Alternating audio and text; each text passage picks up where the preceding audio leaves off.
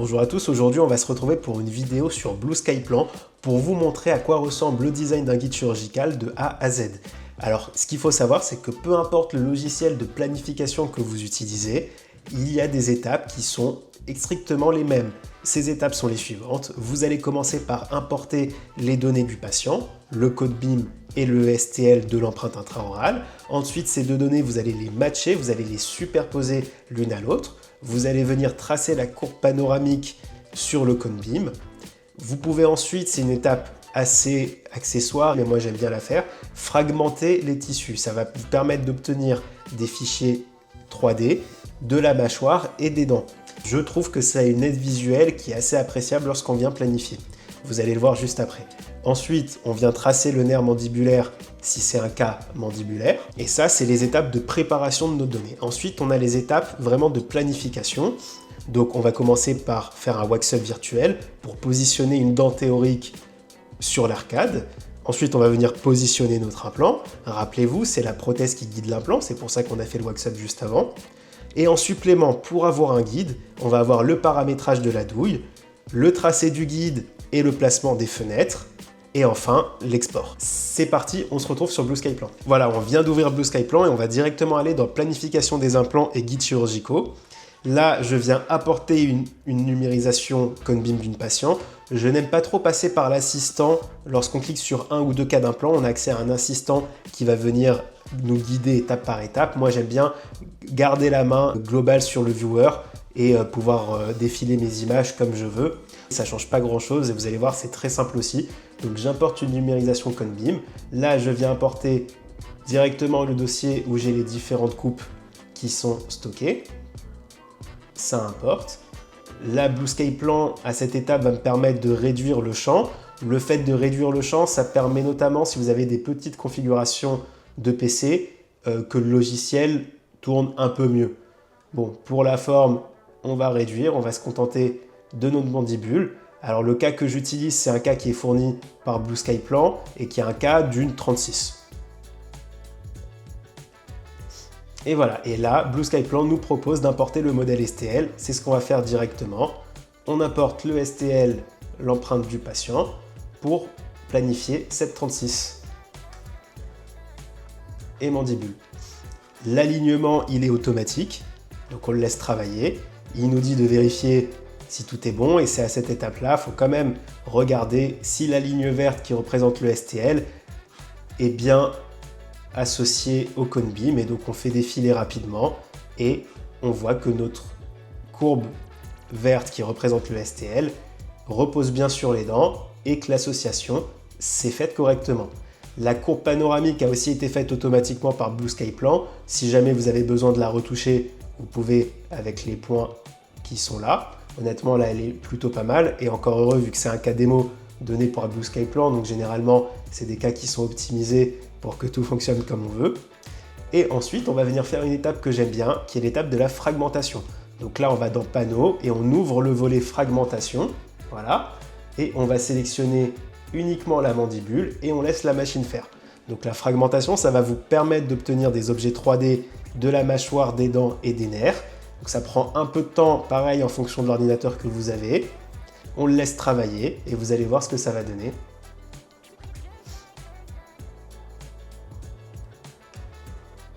Je vais essayer de garder cette vidéo en temps réel, comme ça aussi vous avez une vraie idée du temps que ça prend de planifier un guide.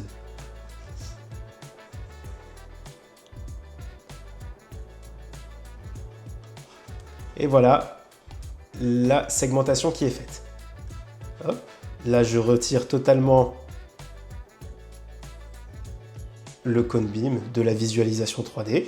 Et ce que je vais faire pour vous faire visualiser, le modèle de mandibule, je vais le mettre en transparence. Voilà, à peu près de moitié. Et donc, vous voyez qu'il m'a séparé les dents, le nerf et la mâchoire. On peut bien sûr défiler les coupes, pareil sur le même principe, pour voir que le nerf a bien été segmenté et qui s'est mis au bon endroit. Ensuite, on va passer directement aux étapes de la planification. Et les étapes de la planification, ça commence par un wax-up. Donc j'ouvre, je clique sur la dent, la dent avec le petit plus, pour ajouter une 36. Et je viens cliquer à l'endroit où je veux positionner ma dent. Et pareil, c'est automatique. Vive l'intelligence artificielle, il va automatiquement nous générer une dent.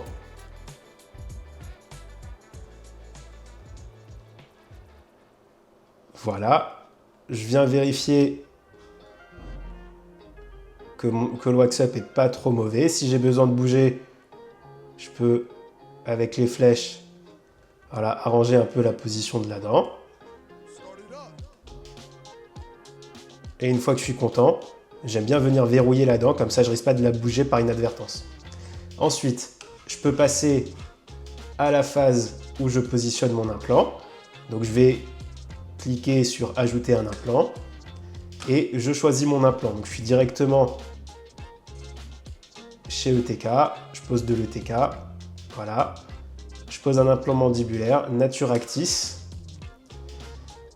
Hop, et on va poser un 4-5 par 10. Je viens cliquer là où je veux le positionner. Et là, je peux le bouger dans les différentes coupes. Voilà. Et n'oubliez pas, c'est la prothèse qui guide l'implant. Donc je regarde où se situe l'émergence sur le wax-up. Comme ça, je peux faire le positionnement idéal.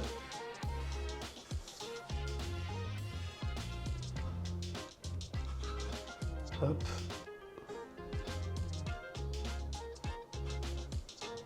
Voilà. Une fois qu'on est satisfait, là on va dire qu'on est satisfait, pareil, je viens verrouiller mon implant pour être sûr que tout soit bon et que rien ne bouge. Ensuite, je vais venir rajouter les paramètres de la douille. Donc déjà, je vais afficher la douille et ici, je peux venir rentrer les paramètres de la douille que j'utilise. Si jamais vous ne voyez pas cette fenêtre, il faut bien vérifier que vous soyez en mode avancé, guide chirurgical avancé. C'est ce qui va vous permettre justement de rentrer les paramètres de votre douille. Le mode simple de la planification chirurgicale, c'est un peu le mode de l'assistant, c'est-à-dire vous avez accès que aux troustes qui sont renseignés directement dans Bluesky Plan.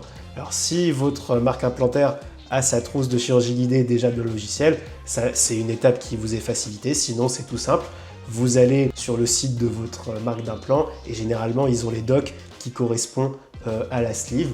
Pour ma part, les dimensions sont déjà remplies, tout simplement parce que comme c'est la même que j'utilise systématiquement, il garde quand même en mémoire les derniers paramètres. Et donc effectivement, diamètre de la douille, c'est 4,75, un décalage de 10 mm, une hauteur de 4. Et ça, c'est des paramètres qui sont donnés pour votre trousse de chirurgie guidée. Donc ça, c'est direction votre fabricant d'implant pour avoir ces paramètres. Une fois que tout ça, c'est bon, on peut passer directement au niveau du panneau du guidage pour venir tracer notre courbe. Et là, la courbe aussi, elle est automatique. On a juste à vérifier que ça soit pas mal. Là, je suis venu ouvrir en grand la visualisation 3D. Là, je vérifie le tracé de la courbe du guide et je peux tout simplement déplacer au besoin s'il y a des choses qui me déplaisent. Voilà. Ensuite, on va venir rajouter des fenêtres. Donc, clic droit sur la souris, ajouter une fenêtre. Je peux, pareil, changer en dimension. Alors la fenêtre, j'aime bien la mettre au niveau des crêtes marginales de dedans. Et comme je suis dans des paramètres pour de la chirurgie guidée sleeveless, je rajoute une petite fenêtre au niveau de la douille pour laisser passer l'irrigant.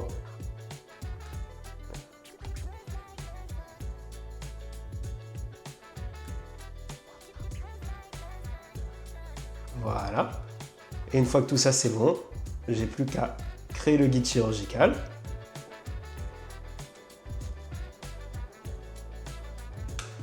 Et voilà, j'ai un guide qui est prêt à être imprimé. Je clique sur enregistrer et j'ai mon guide qui est prêt. Voilà, j'espère que cette vidéo vous aura plu. Si vous avez des questions ou des remarques, n'hésitez pas, l'espace commentaire est fait pour ça. Et sinon, à la prochaine.